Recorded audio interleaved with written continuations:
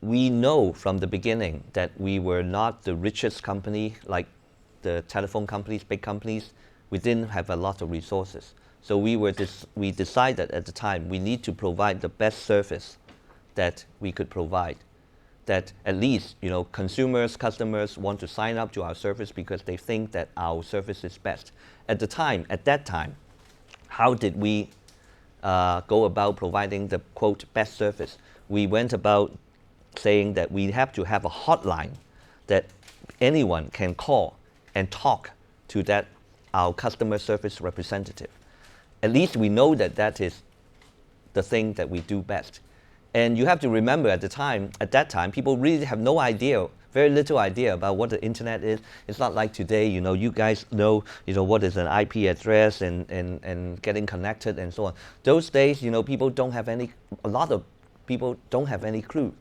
So our competitor, including even the biggest telephone company, our Hong Kong Telecom competitor, their hotline would close at 8 o'clock or 9 o'clock, whatever. So we said, we have to provide 24-hour service. So in our small office, we had to have at least one guy, or maybe two, or maybe one, that would be on a 24-hour shift. He would be on the night shift. And then there are a lot of funny stories because there's no air conditioning at night. So he has to take all of his clothes off, very hot, almost,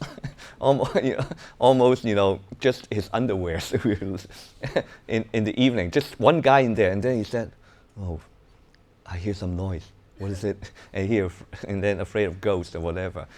So a lot of these funny stories. But we make sure that we have to have someone who really is doing. We have to do the best. We have to make sure that we position ourselves as being able to provide the best customer service. If I came to you and tried to sell you Chinese tea, well, how would you feel? As opposed to me, a black guy, coming to sell you Jamaican coffee. You buy from people, don't you? So this black guy comes up to them and says, "I'm Jamaican, and I've got good supply of Jamaican coffee, which is relatively good quality in terms of in the coffee world." There's a credibility thing here. And of course, I'm sorry to say this, but we're in Hong Kong. There's also stereotyping. It can be good, it can be bad. You might want to say it's racism, but call it what you will. But there's stereotyping.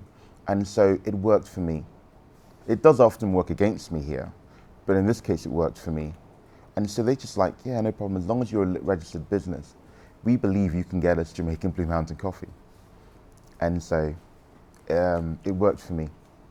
Just like I think I was telling someone earlier on about my rather late night with a friend who was talking about bringing in, I had a friend last night and we were sitting and talking till the early hours of the morning. She's talking about a couple of business ideas. She's a Russian girl. She's talking about getting Russian caviar, creating these like socks online with prints, etc., or creating a clothes business online. And said, listen, it's a no-brainer. You're a Russian girl.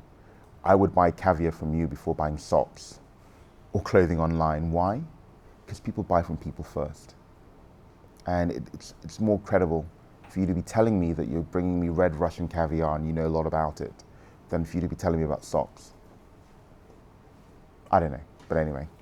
We make chocolates now, and we take the coffee beans and coat them with Swiss chocolate, dark chocolate. When I started, I had this idea. I went and bought molds from Sham Chapeau and bought some dark chocolate and just melted it and put coffee beans inside the molds, melted the chocolate, tempered it, and just let it set. It didn't come out very well. But I tried it on a couple of people and they said, yeah, it's kind of like nice, etc. Then I don't know, I was coming back from a meeting somewhere. I walked into a bar and there was a white girl behind the bar serving. And I thought, we don't have a lot of foreigners working behind bars in Hong Kong. Not that I've seen. This is actually Wan Chai as well, not the best parts of town. And she said, oh, well, actually, I'm actually a chef and I just am working here part-time. Oh, really? Well, I'm trying to make some chocolates and I'm not really good at it. She said, oh, I'll help you. She started making truffles for me with chocolates and had varieties. You had some with chocolates and caramel, some with chocolates and some almonds, etc. Sorry, coffee and almonds, coffee and caramel. And she had a range of coffee-related truffles and chocolates, and she made them for me, and we sold them online. And I'm like, okay, we're starting. We didn't make a lot, but people came back saying it was really good, really nice. And we're going back 2 years. Tried it again. I said, okay, we're going to make the really simple ones. You know, like your Maltesers or your M&Ms, just coffee beans inside, chocolate out on the outside. Tried it a few more times. It wasn't working. We thought we'd try clusters. I wasn't going to throw money at it. Every time I've got some spare cash, I'd go and think of another idea and try and work it. But we wanted to make sure that the chocolates weren't melting, because half the problem was that every time it actually rubbed off in your hands, I've not invested any money at all. I'm just basically playing with an idea over a 2-year period. Finally, we found a company that could do it. She messed me about for a while. We found another company. There are only 3 companies in the world right now that actually make Blue Mountain coffee beans coated in chocolate, and I'm one of them. But we just take our time. There is no rush. We actually make dark chocolate with orange, and milk chocolate green tea flavor. Park & Shop have just approved the chocolates. Now, I don't even want to spend money in packaging. I'm that cheap.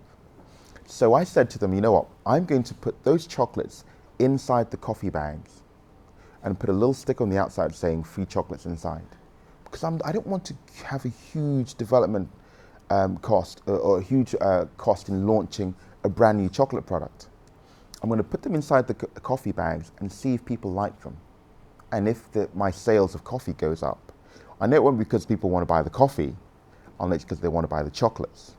Then I'll invest in printing to then create the whole range.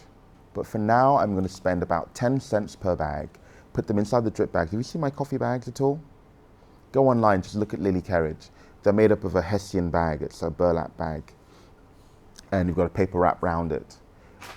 Put the chocolates inside there, and then see what happens and see the reaction. You know, I test the market first.